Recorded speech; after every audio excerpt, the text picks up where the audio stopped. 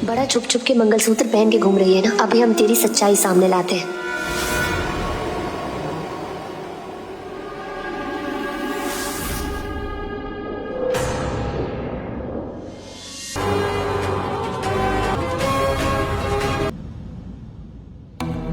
पायल, कुछ गलतियों के लिए जस्टिफिकेशन नहीं होता। अभी माफी मांगो बिंदिया से।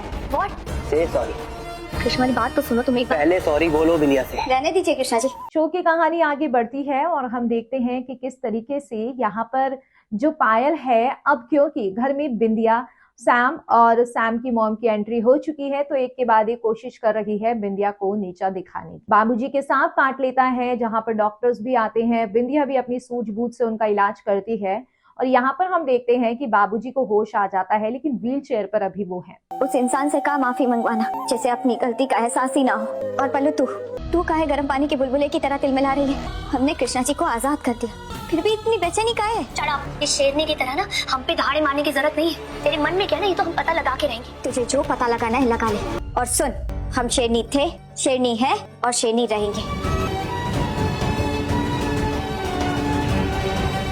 तो ऐसे में बाबूजी की एक रिक्वेस्ट है कि प्लीज बिंदिया इस घर से मत जाओ।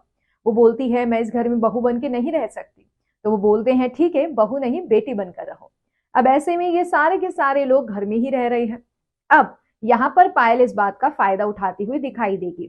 आए दिन कुछ ना कुछ ऐसा करेगी जिस वजह से बिंदिया की पोल खुल जाए कि वो अभी तक कृष को नहीं भूली है। उसके गले में अभी भी कृष के नाम का मंगलसूत्र है। बिंदिया की एंट्री एक बार फिर से कृष के घर में हो रही है, तो जाहिर सी बात है कि कृष के मन में बिंदिया के लिए प्यार पनपता हुआ दिखाई दे सकता है। वो बिंदिया जो कि कृष के लिए कुछ भी करने को तैयार थी और कृष को उसकी जरा सी भी इज्जत नहीं थी, वही बिंदिया आज कृष के लिए कुछ फील नहीं करती है, ऐसा कृष के सामने कर रही है दिखावा। खैर, देखते हैं आने वाले एपिसोड में और कौन सा नया ट्विस्ट आएगा। फिलहाल के लिए तो कमेंट सेक्शन में अपनी राय बताइए और कर दीजिए चैनल को सब्सक्राइब।